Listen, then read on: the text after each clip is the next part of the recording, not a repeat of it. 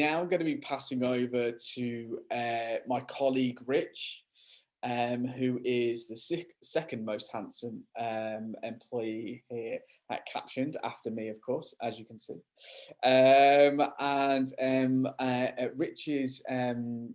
Rich is obviously going to go through. Rich is Bristol based, and his background is as a medical doctor.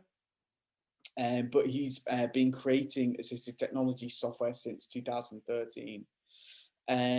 Rich is going to be demoing one of our pieces of software called Captioned, which some of you may have seen and some of you may not have seen. He'll be focusing on the enhancements we've made in the captioning space, and how this could be used for an individual and also on the institutional sides, so that Caption can improve access for all their students and users. And so without further ado, Rich, take it away. Wow, thanks, Ed. Thank you very much for that introduction. And yeah, just composed myself a minute after Kathy. Good luck trying to follow Kathy. I know, right? What a bad choice of positioning. But yeah, as I said at the start, thanks so much to everyone for coming along. And Ed, thank you for that brief introduction. So yeah, as Ed mentioned, I'm going to talk very briefly about Captioned and what we're doing. There's loads of people on the line from lots of different backgrounds. So I'm not going to be able to tell you everything about Captioned for each of you in 15 minutes. But I'll aim to show you a little bit about how Caption works, both from an individual perspective and also from an institutional perspective. And I'll, of course, be happy to catch up with anybody who wants one-on-one, or someone from the team can, and we can talk through our products in more detail and explore how it can meet your exact needs. But I'll give you a bit of a brief overview. So as for our background, so as Ed mentioned then, my background's as a medic based in Bristol. I've been designing or developing sort of software or assistive technology since 2013, originally within sort of the healthcare field. Back in 2018, we started to really branch out of that as we were approached by a couple of UK universities who wanted to explore some of the challenges they were having around captioning with us, and see if we could come up with a solution. The issues they described were that they had huge amounts of media, lots of media across lots of different platforms. What they knew was about to happen was some regulations were about to come into force that meant they had to caption all of those pieces of media. And they weren't sure how to do it, because if they used human captioners, given the sheer volume of media they had, it was going to be very expensive and wasn't really feasible. If they used automated captions, well, that's great, but some platforms don't have automated captions built in. And some of those that do, the accuracy can be quite variable, especially when dealing with complicated subject matters, as has been mentioned previously by some of our speakers. And I think we know in higher education, most things are pretty complicated by their very nature. So we came up with the idea for Captioned after speaking to lots of universities, students, and academics about their pain points, and for each of those sort of groups, what are the challenges that they were facing. I'm just going to share my screen to give you a few bits just to look at. One sec. There we go. So we explored all the problems, came up with a bit of a solution, and that solution is Captioned. So the idea behind Captioned was we wanted to be able to provide the best-in-class captions for any media, anywhere, with just the click of a button. That was the idea. We wanted to do it in a way that helped to create independent learners. So we wanted to give individuals the tools they needed to be able to go out into the world and interact with it with confidence and without reliance on others. So that was the approach we wanted to take. And we wanted to wrap it all up in a way that could be used by both individuals, but also could meet the requirements of large organizations, such as universities, for instance, like the ones who approached us right at the start.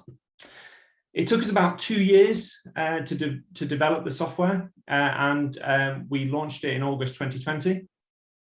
And we're really proud to say that it's now being used by lots of universities and organizations across the UK. And we are really pleased with the feedback that we've been getting.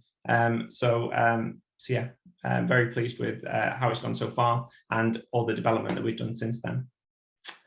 So what I thought we'd do is I'd sort of show you some of the software. Again, we won't go into too much detail, but I thought I could show you a little bit about how it looks for an individual, and then also talk you through some of the stuff that's there for organizations. So for individuals, key things are we wanted to give them a piece of software that they could have on their computer, which meant that they could go to any medium, anywhere, click a button and get really good quality captions on screen. We wanted to make sure it worked for those difficult terminologies, so we and difficult accents as well. So we've built in some features that allow them to refine the captions for complex terms, for different accents, and even different languages too. And then we also do some stuff where we get all the captions that a user generates, and we link it back to their dashboard so they can go back later, they can review the captions that they've had, they can review the transcripts, they can download the transcripts, edit them. And we also do some pretty neat stuff where we take those transcripts and we can convert them into notes, which is really useful for those who require note taking. So let me show you some software. Bear with me, cause I think this is, I've got to leave just to end that show. There we go. Right, so I'll continue to share my screen. Hopefully you can see where I'm going. I'm sure one of our team will tell me if you can't see what I'm showing you. Okay. Yeah, we've got that, Rich. We've got that. Fantastic. Okay, so again, just a really brief demo for what it looks like for an individual. So this is a Panopto lecture. It is the sort of thing lots of us will be familiar with online. Obviously, there's lots of other lecture capture systems out there, but this is just to show you an example of one. So our software, it can sit either in the browser or it can sit on the desktop. So let's show you in the desktop just there, or it can sit in your browser just up here. And the user can navigate to a piece of media, such as Panopto. We'll go and look at some other things as well. They can click on the application. They can set some of these settings, but they don't have to. They can just click start. And what that will do is it will pop this box on the screen. Then what they do is press play. Good evening, everyone. My name is Charles Draper. I'm the new chairman of the William Herschel Society. I think we have two ex-chairmen, at least in the audience today. For those who don't know about the society, it was formed originally to rescue the house in Little King Street where William Herschel discovered Uranus. And with the assistance of Patrick Moore and many others, was successful in doing so. And it's always had a role, though, in promoting astronomy generally, with astronomy lectures. So just stop there. We don't have to watch the whole thing. So as you can see, you pop this box on the screen and captions appear in the box as the media is playing. You can move this box around, as you've seen. You can also make it bigger and smaller and resize it accordingly. As the person speaking, captions are appearing, is keeping up with the speaker. If you need to, you can actually scroll back through the captions and recap on things. And that's really useful because, as we know, captions might be useful for those who are deaf or have hearing loss, but they're also really useful for lots of other students too. Maybe it's problems with memory or concentration. So perhaps you've missed something and you want to recap, you can just scroll back and read it. If, for instance, the speaker's speaking really fast or you're a slow reader, you can actually turn off what we call auto scroll. So it's not keeping up with the speaker, but instead you would scroll at your own pace as you wanted to. We've also got this little download button here, and that really just downloads anything that's in this in this box here. So you've got a transcript that you can take away if you want to. But as I said, all the transcripts that are generated are also stored against the individual's central account, so they can get that later if they want to. So that's a very brief overview of just how it works on a piece of software. Let's show you on something a little bit more complicated. So I'm just going to stop running on that one. So there we go, and we'll stop there. We can move over to this one, which is obviously a YouTube video. This one's a little bit more complicated, some more difficult terminology, plus the speaker has an accent, which just adds another level of complexity. So this time what we'll do is we will do exactly the same. We'll go here. This time what I'm going to do is I'm going to change what the captions look like for me. So I'm going to change it to a dark background and light text. Next, I'm going to select a subject matter. So this time we know this is a medical-based talk, so I'm going to change it to health and life sciences. Now, subject covers accents, different subject matters, and also different languages as well, so you can choose what suits you. So I'm going to go for health and life sciences there, and then we'll press start. We wait a second and that pops up on the screen, and then we just press go.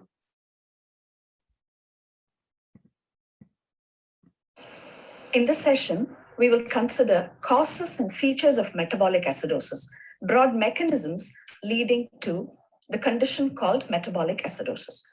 This term refers to a reduction in plasma bicarbonate concentration from its normal value of 22 to 25 milliequivalents per liter. Any reduction in plasma bicarbonate, as per the Henderson-Hasselbalch equation, will lead to an increase in... I'm just going to stop there. We don't need to go through the whole 20-minute video. But as you can see, again, a bit more complicated this time, and some difficult accents. But the idea is to give the student that independence to go where they want, go to the media that they need to, whether it's live or pre-recorded, doesn't matter. It could be a Zoom meeting, it could be a YouTube video, it could even be a face-to-face conversation. So you can use it via a microphone if you wanted to, and you would get the captions on the screen. As I said, all these captions, you can download the transcript here. Well, they also feed back into your own dashboard. So every user gets their own dashboard, and things that you've captioned appear here. You can download the full transcript if you want to in a number of different formats. You can view it as a transcript next to the original media if you wanted to. And what's really neat is you can also convert those captions into a set of Cornell notes, which is really good. So we take the transcript and we turn it into a set of notes for them where we've got the full transcript, we've got some keyword tagging as well, and we also do an automatic summary for them as well. So, so quite useful there. That's a very brief overview of what the software looks like for an individual using Captioned or a single user. But I thought I would show you that, and then also just touch upon how the software can work for large organizations. So as I mentioned, the software is also designed to be used by large organizations, and we've got lots of very big institutions using the software. For these organizations, the front-end features that I've shown you really just kind of scrape the surface of what the software can do, and Captioned quickly becomes kind of a central hub through which captions can be created, organized and edited across an institution. We've also worked really hard to try and keep up with the sort of ever-changing regulations and requirements with regards to captioning, which I know George is going to elaborate on. But one of those sort of key changes in regulation, and the thing that seems to be a bit of a hot topic at the moment, is this push for 100% accurate captions, which can be a real challenge, especially when sort of trying to balance that against the time and administration it takes to do something like that. I think we're probably all familiar with the idea of doing a 1-hour lecture and then spending 3 hours trying to edit it, and it's certainly understanding that to do that across understandable to do that across 100 100,000 hours worth of media becomes, quickly becomes unfeasible. So generally speaking, with a site license to Captioned, we provide a system to deploy the software, just as you've seen it, across a whole organization, across all its members. And we also provide some additional role-specific functionality. So for lecturers versus students and things like that. But generally, students and staff then get the tools they need to go out and caption the media that they interact with. And what's really neat is all those captions that are generated, yes, they're stored for that individual, but they're also stored centrally for the university or the organization, which slowly builds up a library of captions and transcripts as created by those members.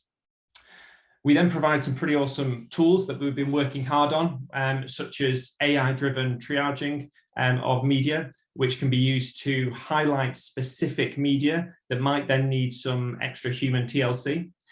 So the idea is that we will flag specific media that we think actually that's what we call problem media. It's got some pretty complicated or difficult things in, which mean that automated captions might need some extra attention. And we'll highlight those to the organization or to the lecturer and say, maybe you should go in and do some edits on this piece of media. Once we've highlighted it, we also provide a state-of-the-art editing suite to allow you to go in and then make edits to those captions.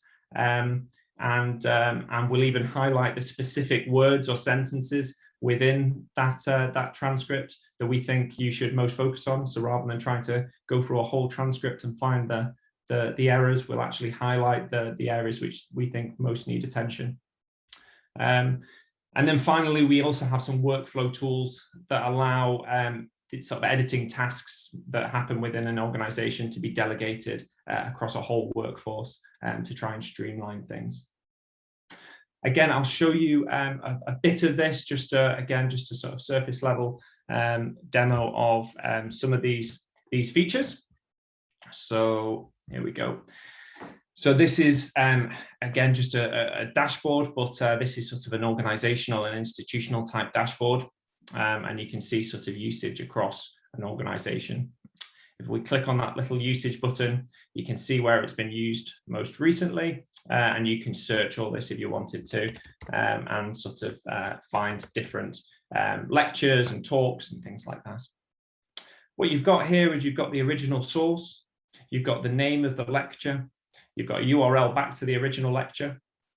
What's interesting is on this side, on the right-hand side, where you've got this confidence rating. Confidence isn't accuracy, but the two are related. So it gives you an idea essentially of what we're confident about being accurate and what we think needs a bit of human TLC. And you can refine that as you want to. Typically, we say anything below about 60% confidence, we would expect someone to go in and edit. You can download the transcripts here in lots of different formats, including a timestamped VTT file. You can also go in and edit transcripts. So if I click on this, wait for it to load, it's pressure on the internet with the Zoom meeting. So it will load up the transcript. So you've got the full transcript for that lecture, which I think is a Panopto lecture. And you can go through and play it back. I'm just going to mute it so I can talk over it. But as you play, the words will be highlighted, and you can go in and make edits anywhere. Of course, you don't have to watch the whole thing. You can go down and you can click anywhere, and it will just play from that specific point. So it just makes editing really quick. So you can just double click and it will play from that specific point in time. Any edits you made are then saved for the whole institution as well, and it's all auditable too. And then you can see these orange underlines, and what that is highlighting the low confidence words. So it's highlighting the words that we would recommend you look at if you were going to look at or human moderate this this sort of transcript. So you can do that. If we go back then to the dashboard, what you can then also do is you can take that transcript and, as I said, you can share it with people, or you can ask them to make the edits, and we provide some workflow tools to do that. So for instance, I could assign this task to Ed if I wanted to, and he could go in and make changes and edits to that if required. And there's a lot of workflow tools around that. So let me just navigate back here. So that's, again, a bit of a whistle-stop tour through Captioned. Hopefully you found it interesting. Obviously, there's going to be lots of different people on the call who have different requirements when it comes to captioning, and we'd be happy to do demos tailored to your specific needs, but hopefully that gives you a bit of an understanding. What I think is really important, and I definitely want to mention, is that everything we've done with Captioned has really been guided by our users and our organizations and that community. We really value the feedback and requests that we get. So if you're a current user, or if you're just interested in captioning, you know, reach out to us, talk to us, let us know your thoughts, your issues, because that really helps us guide and try and build the best possible product. And it's great to have events like this where we can get people together and talk and get your thoughts and feelings, and then we can plow that into trying to basically develop great software, which is what we're trying to do. So what I'll do is I will leave that there. There are my details, and we'll pop them in the chat as well. If anybody wants to reach out to us, then please do. I don't know what we're doing, how we're doing on time. Ed is time master for this event. So if we have time for questions, I'm happy to answer some. Otherwise, if we're running out of time, then we can get back to you in the chat. But hopefully you found that of interest. I'm sure it didn't live up to the sort of Kathy intro, but it was good to get to talk to you. And thanks again to everyone for coming, and our amazing speakers so far. So thanks. That was fantastic, Rich. I really appreciate it. Yeah, you're right. As the time master, I'm going to get the countdown clock sorted. But yeah, any questions, put them in the chat and we'll get back to you straight away. Because we have our final speaker of the day, which I'll pass over to, and so we don't go over in time.